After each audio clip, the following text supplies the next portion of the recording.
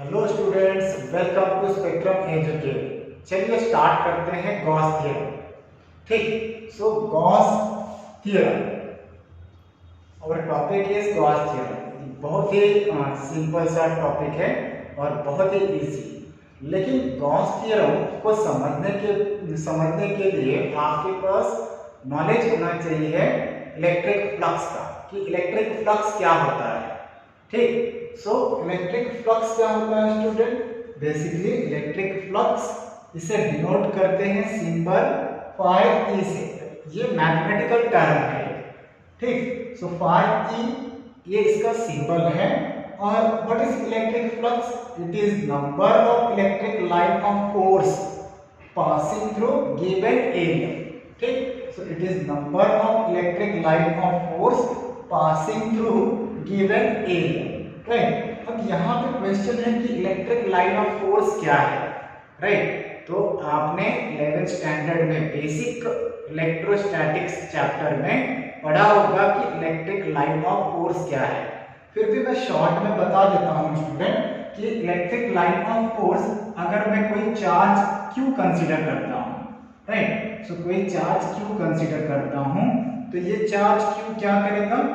Electric field set करेगा, अपने surrounding में इलेक्ट्रिक फील्ड सेट करेगा और ये इमेजिनरी इलेक्ट्रिक लाइंस इमर्ज करेगा। राइट, तो यहाँ पे number of electric line of force emerges from this charge Q। और ये चार्ज Q कैसे है? ये चार्ज Q रेस्ट फॉर्म में है। ठीक, तो अगर मैं चार्ज Q कंसीडर करता हूं, तो ये चार्ज Q जब रेस्ट फॉर्म में होगा तो number of electric line of force emerge करेगा। और यही इलेक्ट्रिक लाइन ऑफ फोर्स को हम क्या बोलते हैं? इलेक्ट्रिक फील्ड, जिसे डिनोट करेंगे E वेक्टर से। Right, so electric field is nothing but electric line of force. तो यहाँ पे simple electric line of force का क्या मतलब हुआ कि it is electric field only. Now consider a small area. Right, so मैं यहाँ एक स्मॉल एरिया कंसीडर कर लेता हूँ। स्मॉल एरिया, और ये area suppose I am considering ds। Right, तो यहाँ पे ds मैंने एरिया के लिए डिनोट किया है। So this is small area. Right, so if I am considering this small area, तो व्हाट वी आर ऑब्जर्व कि यहाँ पे इस स्मॉल एरिया ds से कितने number of electric line of force pass हो रहे हैं। Right, so here I am considering a small area ds. So how many electric line of force? How many electric line of force passing through this given area? अभी के लिए 2। ठीक, so यहाँ से 2 electric line of forces passing through this given area, small given area ds। ठीक student, तो ऐसे ही यहाँ पे ये क्या बताएगा? Number of electric line of force passing through given area, ये फ्लक्स बताता है। ठीक, तो यहाँ पे मैं एक और एरिया कंसीडर कर लेता हूँ। Suppose I am considering another small area ds1। ठीक, so here I am considering small area ds1, और इस ds1 से suppose I am considering number of electric line of force. तो ये इतने इलेक्ट्रिक लाइन ऑफ फोर्स इससे पास हो रहे हैं। तो स्टूडेंट यहाँ पे एक और क्वेश्चन आ रहा है कि ये जो electric line of force pass हो रहे हैं, ठीक है, सो ये electric line of force pass हो रहे हैं कैसे? Perpendicular from this area. Right, so यहाँ पे number of electric line of force, how many electric line of forces are there? So 1 2 3 4 5। So 5 electric line of force passing through this given area ds1। तो यहाँ पे ये भी क्या कहलाएगा? Flux. अगर मैं सेम एरिया कंसीडर कर रहा हूँ ds, स्मॉल एरिया कंसीडर कर रहा हूँ, तो इसका जो फ्लक्स होगा ज्यादा होगा इसके कंपेयर। ठीक है, तो यहाँ पे एक और बात है कि एरिया ये कैसी क्वांटिटी है? ये स्केलर क्वांटिटी है, वेक्टर क्वांटिटी है, या कैसी क्वांटिटी? तो माय डियर स्टूडेंट, यहाँ पे ये जो एरिया है ये वेक्टर क्वांटिटी है। ठीक है, तो अगर एरिया वेक्टर क्वांटिटी है तो इसका डायरेक्शन भी होगा। ठीक है। तो इसका डायरेक्शन हमेशा परपेंडिकुलर टू द प्लेन होता है। So suppose I am considering this is the direction of area vector and area vector I am denoting with n cap. So suppose this is the area, suppose I am considering any area dx, ठीक। तो अब यहाँ पे अगर मैं right hand thumb rule use कर रहा हूँ, suppose this is the area, ठीक, और मुझे इस एरिया का वेक्टर पता करना है, इसका डायरेक्शन पता करना है। तो with the help of right hand thumb rule I can find the direction of area. तो यहाँ पे ये सर्कुलर एरिया है और इस सर्कुलर एरिया को अगर इस सर्कुलर एरिया का अगर मैं डायरेक्शन पता करता हूँ तो I can use right hand thumb rule, ये पूरा सरफेस एरिया कंसीडर करना है। तो how I will consider it, so I will use right hand thumb rule, I will hold this whole area with right hand such that this is radius vector, right. So यहाँ से यहाँ तक radius vector हो गया और इस radius vector को मैं पूरे सरफेस से कर्ल कर दूंगा, राइट। तो here radius vector cross radius vector and this will give the direction of area vector, ठीक। so direction of area vector is perpendicular to this surface, ठीक है। तो यहाँ पे ये जो एरिया वेक्टर है this is perpendicular to this surface, और यहाँ पे अगर मैं बात कर रहा हूँ ई वेक्टर और एरिया वेक्टर, इसमें एंगल कितना बन रहा है स्टूडेंट, 0 डिग्री, ठीक। तो यहाँ पे एंगल कितना बन रहा है, 0 डिग्री। सो एरिया वेक्टर और इलेक्ट्रिक फील्ड में यहाँ पे एंगल कितना बन रहा है, 0 डिग्री। तो ये जरूरी नहीं है कि हमेशा जो एंगल है 0 डिग्री ही बने। तो एक और एग्जांपल मैं कंसीडर कर लेता हूँ, suppose I am considering this is our area, ठीक, और ये इसका एरिया वेक्टर हो गया। और सपोज जो इलेक्ट्रिक लाइन ऑफ फोर्स है, राइट, तो यहां से इलेक्ट्रिक लाइन ऑफ फोर्स कुछ ऐसे पास हो रहा है, इलेक्ट्रिक लाइन ऑफ फोर्स कुछ ऐसे पास हो रहा है। तो ये जो इलेक्ट्रिक लाइन ऑफ फोर्स है, ये इलेक्ट्रिक लाइन ऑफ फोर्स इस एरिया वेक्टर के साथ एंगल थीटा बनाएगा, ठीक है। तो यहाँ पे अगर मैं बात कर रहा हूँ ये एरिया वेक्टर के साथ ये electric line of force angle theta बना रहा है। तो in this case what is electric flux, so electric flux is equal to phi e which is equal to number of electric line of force, number of electric line of force मतलब electric field, right. तो यहाँ पे electric field मतलब E vector dot area, right. So यहाँ पे अगर मैं बात कर रहा हूँ ds, this is the area, right. So area ये क्या है, वेक्टर क्वांटिटी। अभी समझा हमने कि एरिया ये वेक्टर क्वांटिटी कैसे है। तो एरिया के पास डायरेक्शन मैग्नीट्यूड भी है और it obeys the law of parallelogram for vector addition. So that's why area is a vector quantity. लेकिन यहाँ पे ये कंप्लीट इंफॉर्मेशन नहीं है, एज वी सी कि हमेशा एरिया वेक्टर और electric field electric line of force में एंगल 0 नहीं हो सकता, तो कभी कभी एंगल थीटा भी हो सकता है। In that case, how you will write magnitude of E, magnitude of S into cos theta. Why cos theta? Because dot product is here in between electric field intensity, electric line of force and area vector. ठीक, तो E ds cos theta, तो ये हो गया formula electric flux का। तो student यहाँ पे electric flux, again I am repeating, what is electric flux? Number of electric line of force passing through given area. And what is a formula?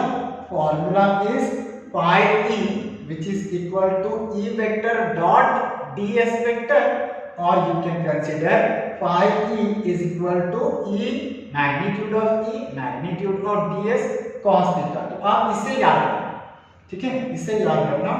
तो क्या है electric flux, E ds cos theta. एक बार वापस repeat कीजिए, E ds cos theta. Electric flux is E ds cos theta.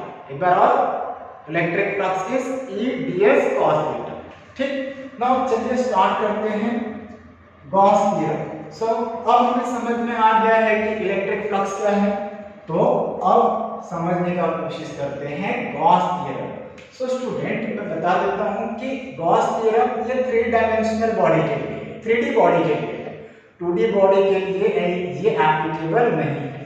ठीक, तो what Gauss suggested, right, तो Gauss ने electric field intensity different body system से कितना इलेक्ट्रिक डिफरेंट बॉडी सिस्टम्स के विद रिस्पेक्ट टू कितना इलेक्ट्रिक फील्ड इंटेंसिटी है, तो ये पता करने के लिए गॉस ने थ्योरम प्रेडिक्ट किया। और यहाँ पे गॉस थ्योरम से हम क्या फाइंड आउट कर सकते हैं, इलेक्ट्रिक फील्ड इंटेंसिटी, मतलब इलेक्ट्रिक फील्ड का वैल्यू फाइंड आउट कर सकते हैं। So Gauss theorem, so what is Gauss theorem student? Gauss states that electric field intensity for any closed surface body, right? So electric field intensity for any closed body. So he state this theorem कि electric flux is equal to 1 by epsilon naught time, right? 1 by epsilon naught time the charges enclosed by that body. Right, so charges enclosed by that body. So this is Gauss theorem. Again I am repeating. So what Gauss said कि electric flux जो है, ठीक, तो electric flux is 1 by epsilon naught time charges enclosed by that body. तो यहाँ पे आपको ये फॉर्मूला अप्लाई करके, राइट, मैथमेटिकल एक्सप्रेशन के थ्रू इलेक्ट्रिक फ्लक्स पता करने का जरूरत नहीं है। गॉस ने एकदम सीधा सीधा एक स्टेटमेंट दिया कि इलेक्ट्रिक फ्लक्स की कैसे रिलेट करता है, 1 by epsilon naught time charges enclosed by the body, right. तो यहाँ पे बॉडी कौन सा है, 3 डायमेंशनल बॉडी, ये 3D बॉडी के लिए है, क्लोज्ड बॉडी के लिए, ठीक है, ये क्लोज्ड बॉडी के लिए है, not for 2D body. So student let's understand this phi e, मतलब electric flux is equal to 1 by epsilon naught time charges enclosed by that 3 dimensional body, ठीक है। तो चलिए देखते हैं एप्लीकेशन गॉस थ्योरम का। सो स्टूडेंट मैं यहाँ बता देना चाहता हूँ कि गॉस थ्योरम का कोई प्रूफ आपके कोई प्रूफ नहीं है, एक्चुअल में कोई प्रूफ नहीं है। क्यों नहीं है? क्योंकि स्टेटमेंट है, सीधी सी बात है, एक स्टेटमेंट है, तो इसका कोई प्रूफ नहीं है। लेकिन देखते हैं एप्लीकेशन, और इस एप्लीकेशन के थ्रू कैसे electric field intensity find out करते हैं, ठीक है स्टूडेंट। तो यहाँ पे here what is our first application of Gauss theorem, ठीक। So application of Gauss theorem, so इसमें जो पहला एप्लीकेशन है, क्या यहाँ पे पहला एप्लीकेशन है कि electric field intensity find out करना। So electric field intensity due to N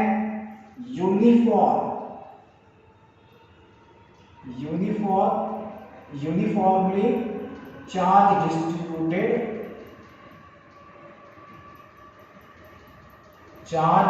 distributed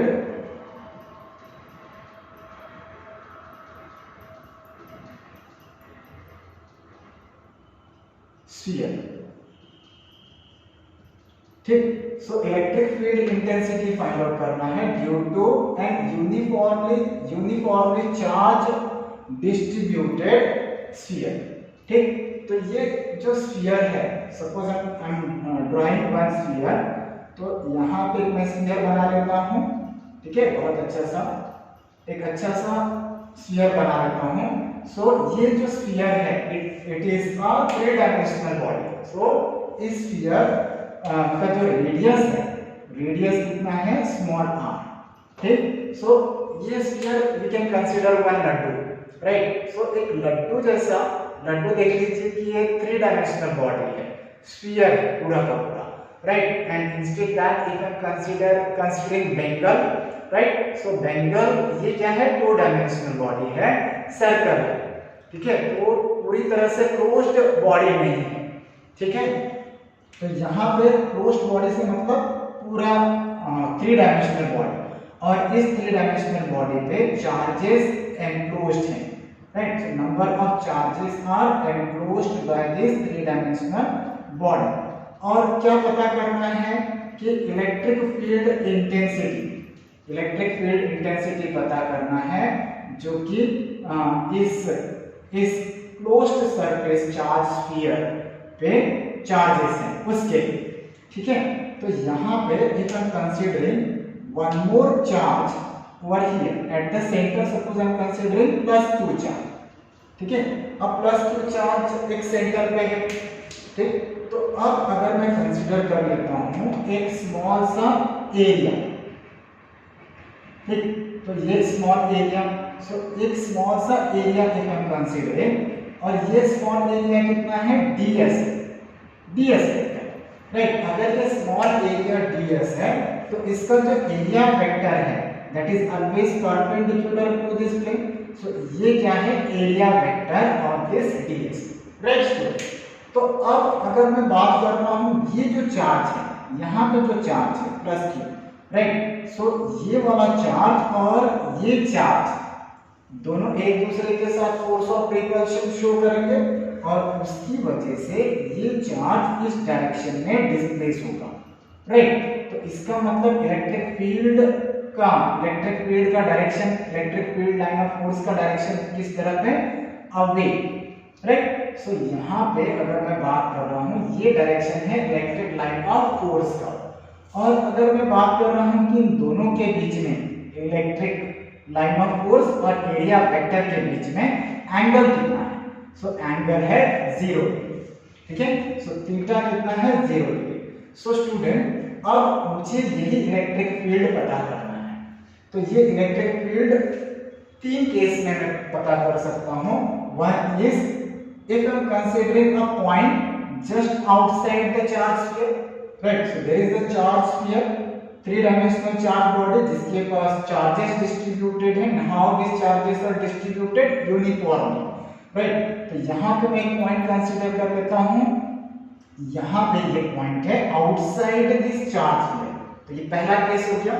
तो यहाँ पे इलेक्ट्रिक फील्ड इंटेंसिटी कितना होगा, ठीक. Now if I am considering this point on the surface of charge sphere, मतलब sphere uniformly charge distributed sphere है और इसके surface पे if I am considering any point, right? So electric field intensity due to a point on uniformly charged sphere, right? कहाँ पे surface पे, तो यहाँ पे इलेक्ट्रिक फील्ड इंटेंसिटी क्या होगा. और तीसरा केस क्या है, inside this charge sphere.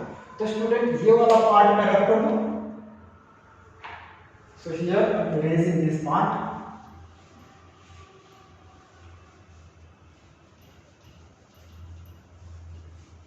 Yes, तो चलिए फाइंड आउट करते हैं कि electric field intensity, right, electric field intensity outside the charge sphere इस चार्ज सिस्टम के लिए क्या होगा.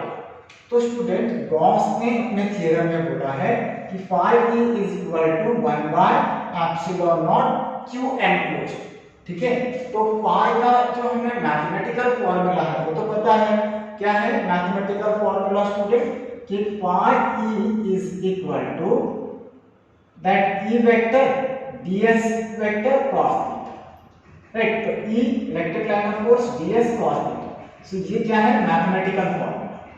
So this is the mathematical formula of electric flux. और इसी मैथमेटिकल फॉर्मूले से हमें क्या कैलकुलेट करना है, electric field intensity, right. Electric field intensity outside the charge sphere, on the surface of charge sphere and inside the charge sphere.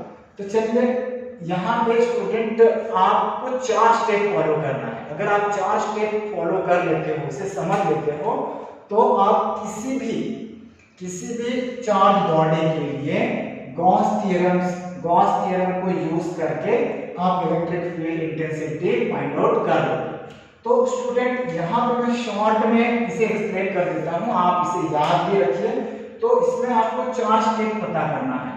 So step number 1, right. So step number 1 में क्या है, step number 1 draw Gaussian surface, right. So yes exactly student, क्या करना है, draw a Gaussian surface, Gaussian surface, right. पहले सबसे step number 1 में आपको पहले क्या करना है, गॉसियन सरफेस ड्रॉ करना है। स्टेप 2, सो स्टेप 2 में क्या करना है स्टूडेंट, स्टेप 2 में आपको मार्क करना होगा, mark E vector, right, then area vector and theta, theta which is the angle between electric line of force and area vector। So student यहां पे मैं आपको बताना चाहूंगा कि आप मिनिमम 2 पॉइंट्स, राइट, यहाँ पे आप कोई भी 2 पॉइंट्स मार्क करोगे, मतलब 2 थीटा का वैल्यू मार्क करोगे, 2 डिफरेंट थीटा मार्क करोगे, जिसके बीच में जो एंगल होगा between E vector and DS vector, ठीक है। तो यहाँ पे एक आइडिया है कि आप थीटा ऐसा मार्क करोगे जिसका वैल्यू या तो 0 हो या 90 डिग्री हो। क्यों स्टूडेंट, क्योंकि यहाँ पे अगर आपने थीटा कोई ऐसा वैल्यू मार्क कर दिया जिसका वैल्यू, ऐसा थीटा मार्क कर दिया जिसका वैल्यू या तो 0 या और 90 के बीच में हो, राइट। सो 0 और 90 के बीच में हो तो यहाँ पे कैलकुलेशन डिफिकल्ट हो जाएगा, ठीक है। So E D S cos अगर कोई दूसरा वैल्यू होगा, राइट, तो जिसका value suppose cos 41, cos 40, cos 36, cos 32, ऐसा कोई वैल्यू पता कर लिया, ऐसा कोई वैल्यू मार्क कर लिया, तो it will be difficult to calculate this part, right. तो यहाँ पे आप ऐसा स्टेप 2 में ऐसे थीटा को मार्क करना जिसका या तो वैल्यू 0 हो या 90 डिग्री हो, ठीक। Now in step 3 what we will do, step 3 we will calculate the q total या q enclosed। so calculate q enclosed, right। so this is in step number 3। और यहाँ पे हमें पता करना है ये q total या तो हम चार्ज डेंसिटी के टर्म में, which are the charge density student, linear charge density, surface charge density, volume charge density, right. ये आपने पढ़ा हुआ है, right. What is linear charge density student, so linear charge density एक we can say that infinitely long charge body के लिए हो जाता है, और इसे डिनोट करते हैं किससे, लैम्डा से, राइट। इसे डिनोट किससे करते हैं, लैम्डा से। So here charge distributed per unit length, right. If I am talking about surface charge density it is denoted by sigma, और ये क्या होता है, charge distributed per unit area. और लास्ट वाला तीसरा है volume charge density denoted by rho which is q by v, right. तो ये तीनों ही आपको पता है कि यहाँ पे लीनियर चार्ज डेंसिटी के टर्म में q टोटल कैसे कैलकुलेट करते हैं, right. What is linear charge density, what is surface charge density and what is volume charge density.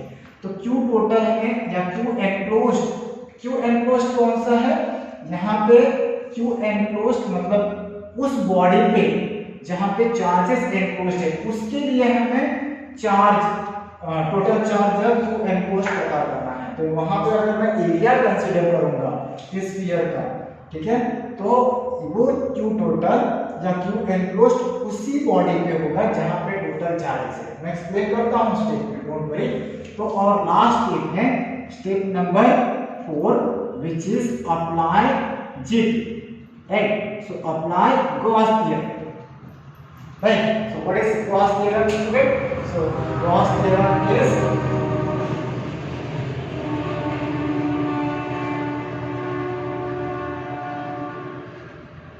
yes, so what is Gauss theorem, so Gauss theorem is electric flux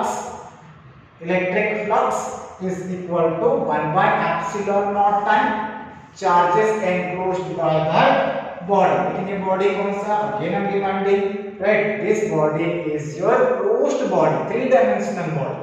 तो चलिए start करते हैं।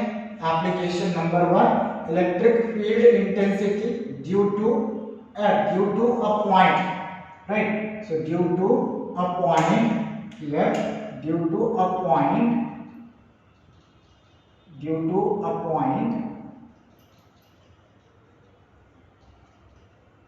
on uniformly charged distributed sphere, right? So due to a point about uniformly charged distributed sphere, तो यहाँ पे मैं वही diagram वापस ड्रॉ कर लेता हूँ।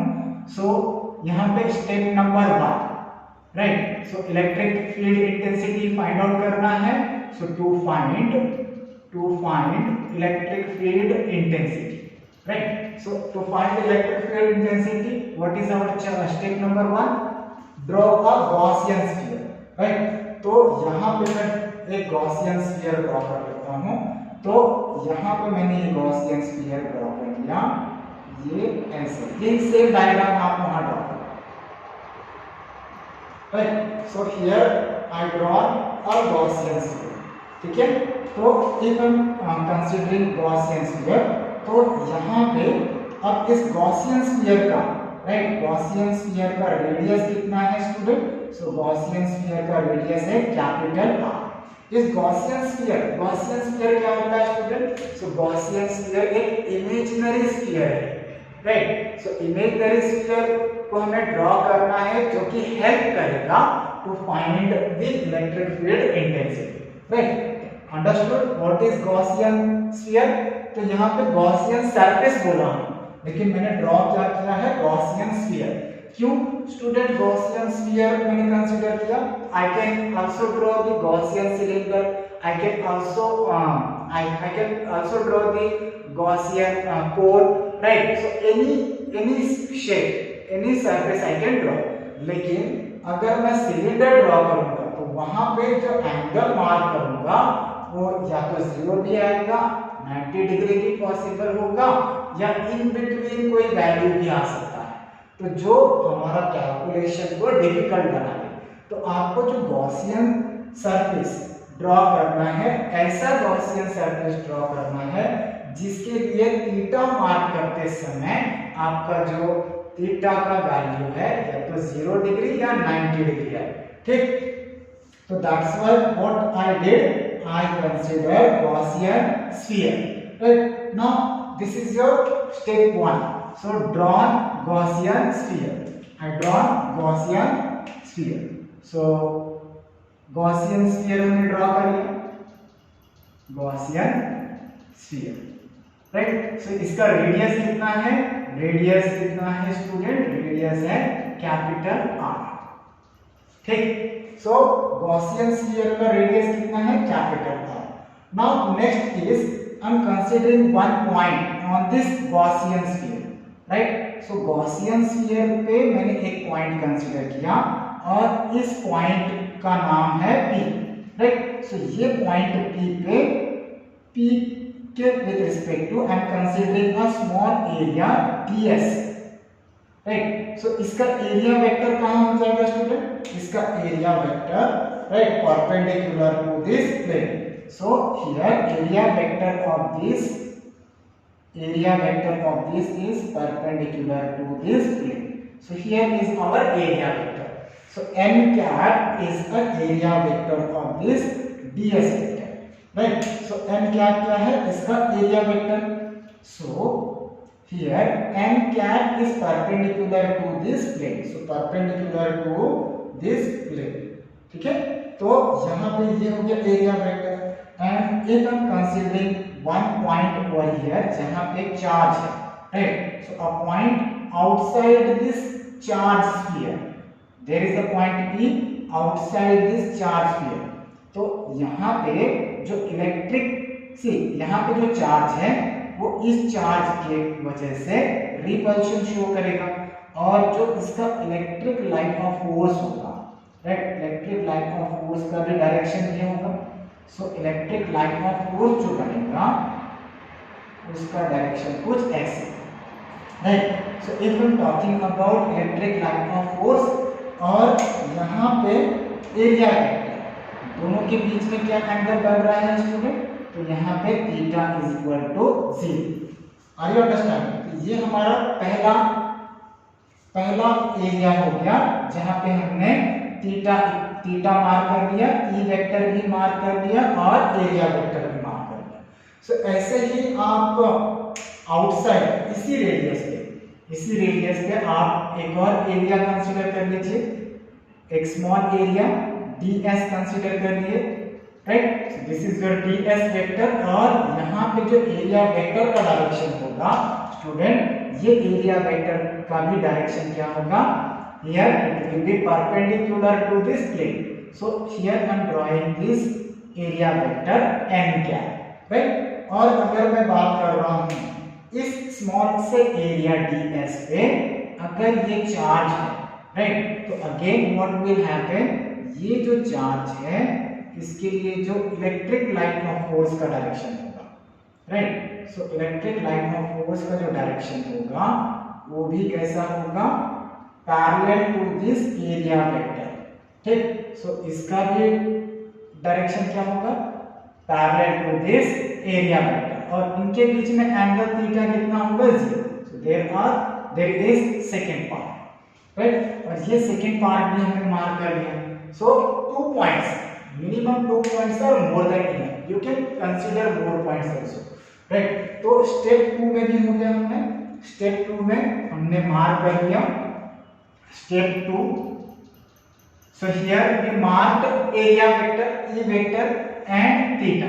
So E vector, area vector and theta. Theta इनके लिए कितना है, 0, राइट। इसी तरह से आप इस गॉसियन स्फीयर पे कोई भी एरिया कंसीडर करो, कोई भी एरिया अगर आपने कंसीडर कर लिया, ds वेक्टर छोटा सा एरिया यहाँ पे कंसीडर कर लो, small area here, so if you consider any point, right, और वहां पे स्मॉल एरिया कंसीडर करोगे तो हमेशा ई वेक्टर और एरिया वेक्टर के बीच एंगल कितना होगा, 0 degree, right. So that's why I consider Gaussian sphere. यहाँ पे आपको 90 डिग्री भी नहीं मिल रहा है, सिर्फ 0 डिग्री ही मिलेगा, राइट। तो what is our electric flux, mathematical formula of electric flux, तो यहाँ पे E vector dot ds vector, right, here we consider the small part, small area ds vector which is on the Gaussian sphere, right। तो ये electric flux किसके लिए मैं calculate कर रहा हूँ, इस गॉसियन स्मॉल से गॉसियन स्फीयर के लिए, राइट। तो स्मॉल स्फीयर को स्मॉल पार्ट को ऐड करोगे तो आपको ये बड़ा गॉसियन स्फीयर मिल जाएगा, ठीक।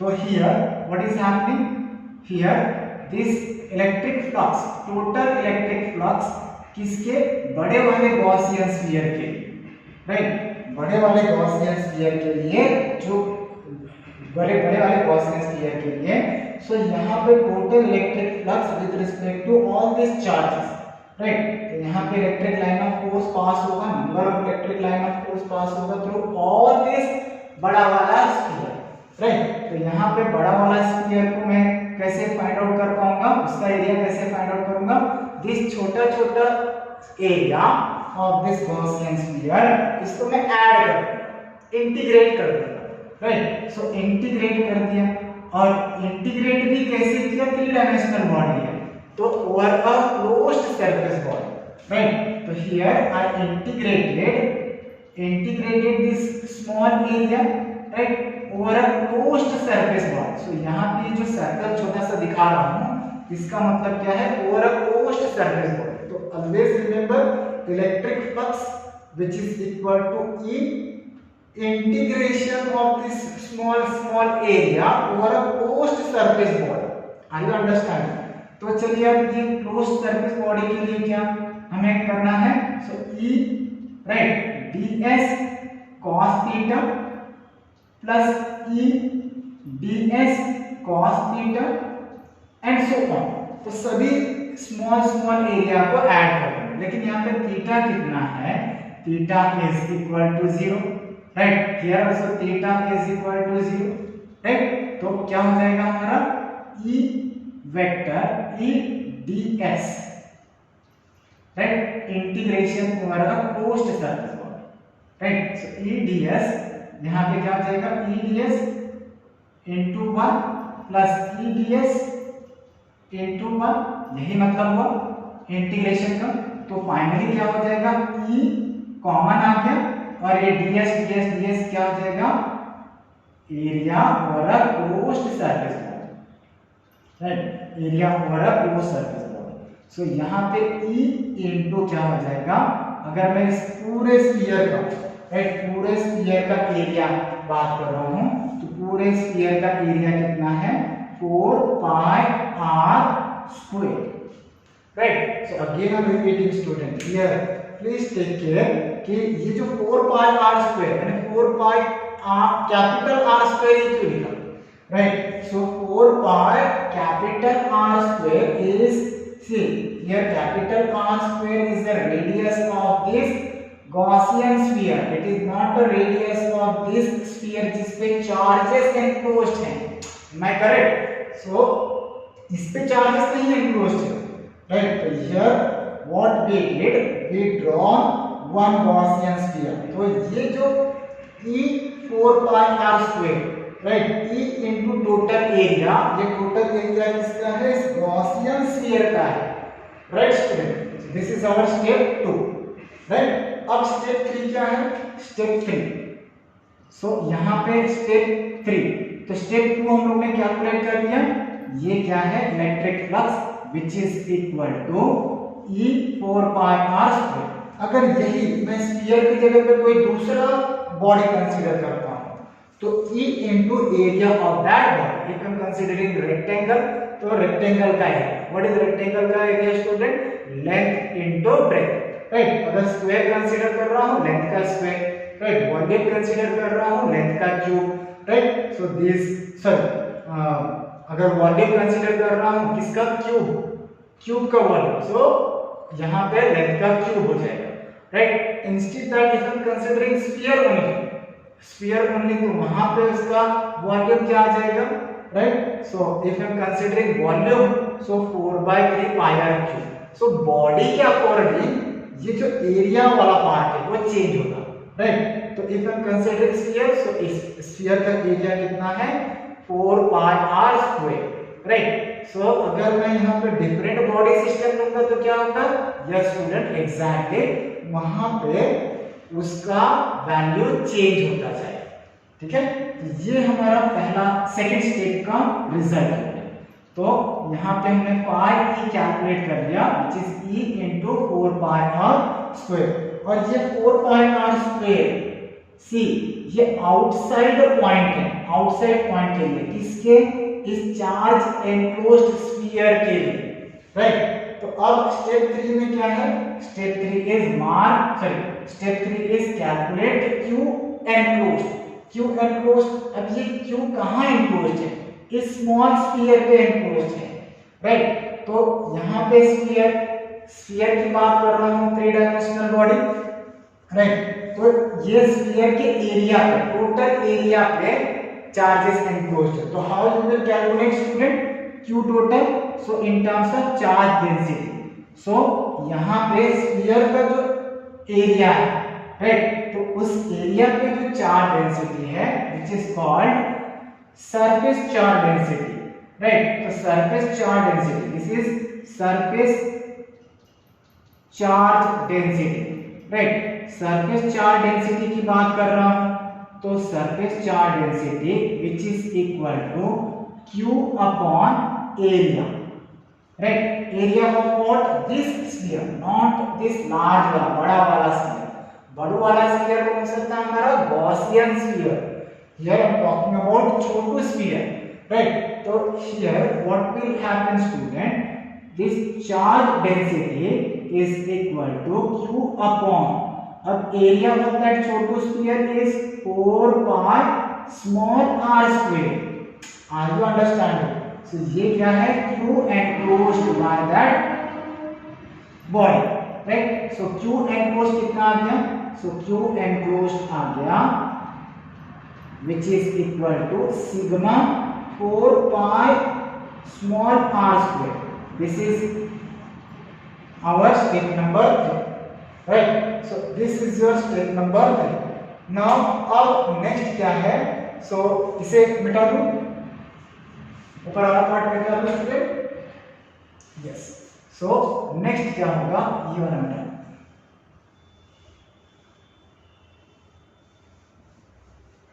Yes. Now what will happen? अब देख step number 4. So step number 4 क्या है?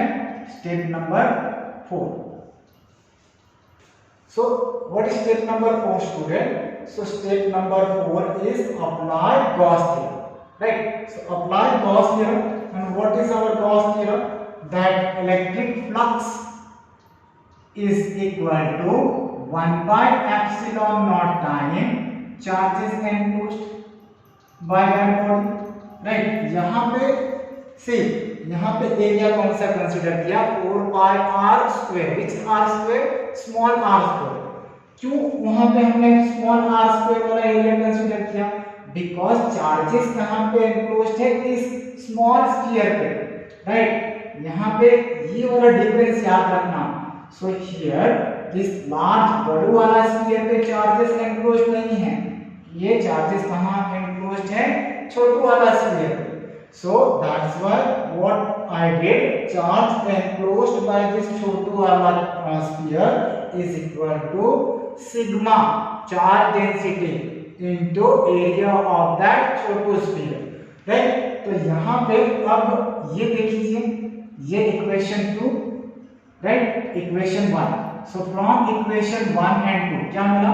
इक्वेशन 1 से क्या मिल रहा है? phi E is equal to electric flux is equal to E vector into 4 pi r square which is equal to ये वाला सी 1 by epsilon naught टाइम और चार्जेस एनक्लोज्ड क्या है?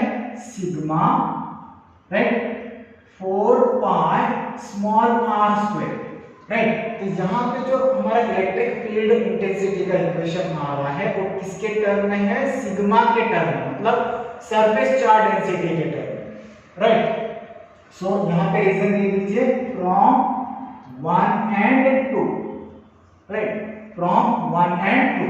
सो अब ये E का वैल्यू क्या हो जाएगा? E is equal to इस 4 pi r square को, bring this 4 pi r square on this side. So ये जाके डिवाइड हो जाएगा.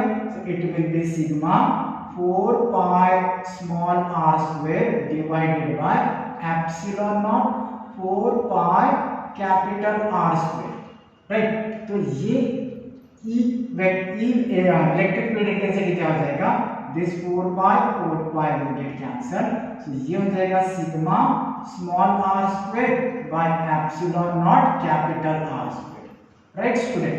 सो ये है हमारा रिजल्ट. लेकिन ये कौन से टर्म में है और ये क्या है? सो electric field intensity outside, right? So electric field intensity outside at a point outside charge sphere, right? तो ये पहला केस था. So case 1. So this is your case 1. So electric field intensity due to a point, right? Due to a point about uniformly charged distributed sphere. So uniformly charged distributed sphere. So here I am considering a point P outside this charged sphere, right?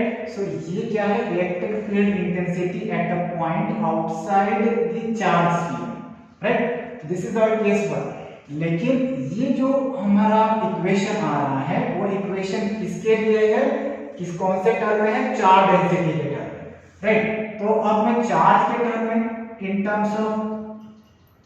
Terms of what? Q enclosed की बात कर रहा हूं, right? So Q enclosed ऐसे पता करना है. ये वाला कौन सा है?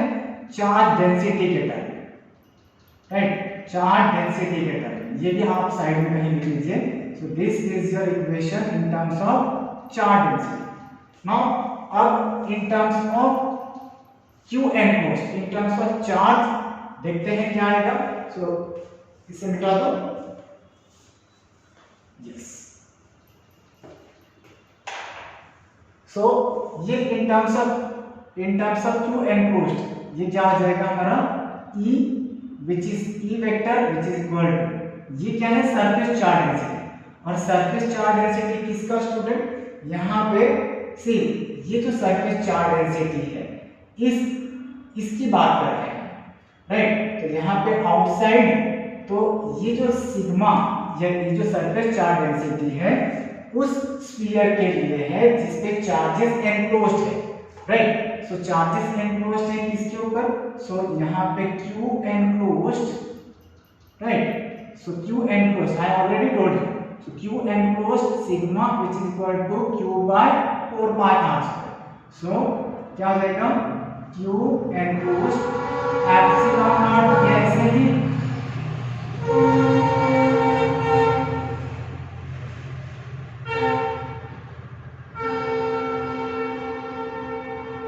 ज्यादा चिल्लाता है तो इसे चिल्ला दीजिए पहले, right. So after that Q enclosed divided by epsilon naught as it is, और यहाँ पे एरिया की जगह पे क्या आ जाएगा, राइट। एरिया की जगह पे क्या आ जाएगा 4 pi small r square, right. So ये जो सिग्मा है, ये सिग्मा किसके लिए है, इस स्फीयर के लिए जहां पे चार्जेस एनक्लोज्ड है, राइट, इनटू से ये small r square as it is divided by capital R square.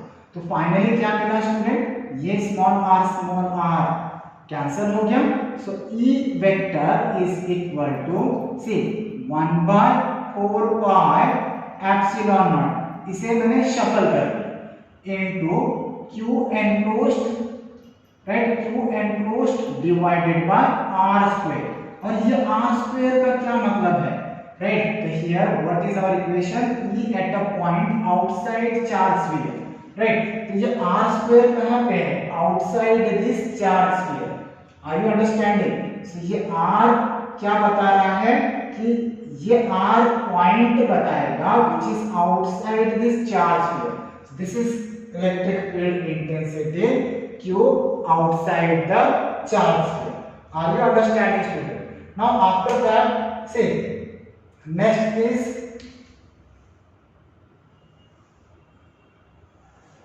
ये हो गया केस 1। अगर मैं बात कर रहा हूं केस 2, राइट। सो केस 2 में क्या है, केस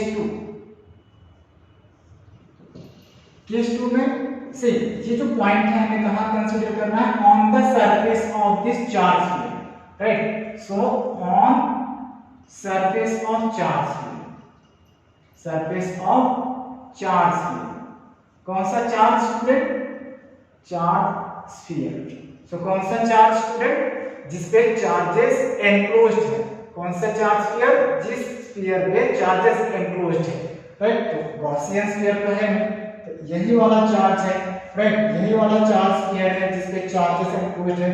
तो on the surface of charge sphere, तो on the surface of charge sphere, तो उस चार्ज स्फीयर का रेडियस और गॉसियन स्फीयर का रेडियस ये क्या हो जाएंगे, बराबर।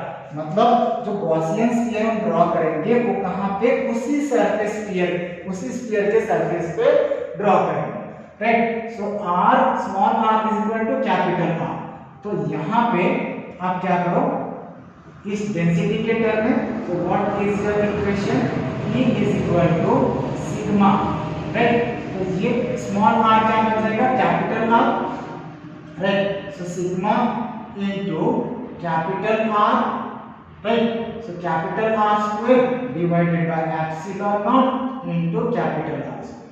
तो फाइनली ये क्या बन गया, सिग्मा बाय एप्सिलॉन, राइट। तो ये रिजल्ट क्या है, so E is equal to sigma by epsilon, E is equal to sigma by epsilon. ये कहां पे आया, जब हम पॉइंट कंसीडर करेंगे on the charge sphere, on the surface of charge sphere. क्या इक्वेशन बनेगा इलेक्ट्रिक फील्ड इंटेंसिटी का, E is equal to sigma by epsilon, right. तो ये रिजल्ट क्या है, और outside the charge sphere E is equal to 1 by 4 pi epsilon naught Q enclosed by R square, which R square, capital R square, right। Now after that what is case 3, case 3, right. So यहाँ पे अगर मैं बात कर रहा हूँ see in terms of this Q enclosed, तो ये क्या हो जाएगा, से 1 by 4 pi epsilon naught, right. So 1 by 4 pi epsilon naught Q enclosed divided by the capital R square, right. क्यों कैपिटल R square? क्योंकि अब जो हमारा गॉसियन स्फीयर है, गॉसियन स्फीयर जो पॉइंट बता रहा है जिसके लिए हमें electric field intensity find out करना है, now that point is on the sphere only, so that's why this small r will become capital R. Now what is our case 3 student?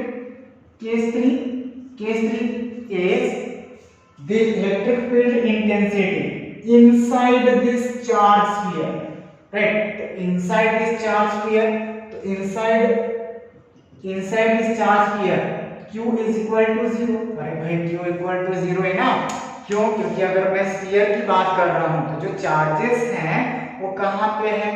On the surface of charge sphere, closed body of on the surface of closed body charge sphere, right. तो अगर मैं कोई charge लेके आऊंगा, मुझे electric field intensity पता करना, तो I will consider a test charge, right. I will consider test charge, I will bring this test charge. तो भाई ये टेस्ट चार्ज तो अंदर जा ही नहीं पाएगा, और चार्ज अगर इनसाइड है ही नहीं, तो इनसाइड अगर चार्ज 0 है तो व्हाट विल बी देयर? अगर इनसाइड चार्ज 0 है तो यहाँ पे चार्ज क्या आ गया? 0, so everything will be 0, right. So here electric field intensity inside, ये कहाँ पे? On surface, right, on surface. और ये कहाँ पे है? Inside the charge, right. So inside the charge sphere, please write down everything, right? Here this is electric field intensity of a body inside the charge sphere, right? तो ये 3 point याद रखना student कि on the surface of charge sphere कितना, on the surface of charge sphere electric field intensity कितना? 1/4 pi epsilon naught q enclosed by capital R square, right? So capital R square we can consider small r square also, doesn't matter, right? कोई दिक्कत नहीं होगा। और charge density के term में क्या है? E is equal to sigma by epsilon on the surface, और outside the charge sphere E is equal to 1/4 pi epsilon naught q enclosed capital R divided by capital R square। दोनों का value same है, right, दोनों का value same है। यहाँ पे आप यही क्या कंसीडर कर सकते हो? Small r square, right. तो ये आप क्या कंसीडर कर सकते हो? Small r square, right. So what it will say? It will say that this is the radius, right. तो यहाँ पे आपका अगर मैं बात कर रहा हूँ electric field intensity in terms of charge density, तो ये याद रखना E is equal to sigma small r square by epsilon naught capital R square। And what about E inside? E inside 0। ये एंट्रेंस में कभी-कभी पूछ लिया जाता है कि E inside is 0। Reason, right? Because no charges are there inside the charge sphere body, right? So अगर inside charges ही नहीं है, Q is equal to 0, तो इलेक्ट्रिक फील्ड इंटेंसिटी क्या हो जाएगा? 0, right? So student, here I'm stopping. I will take another application in next lecture. Thank you student.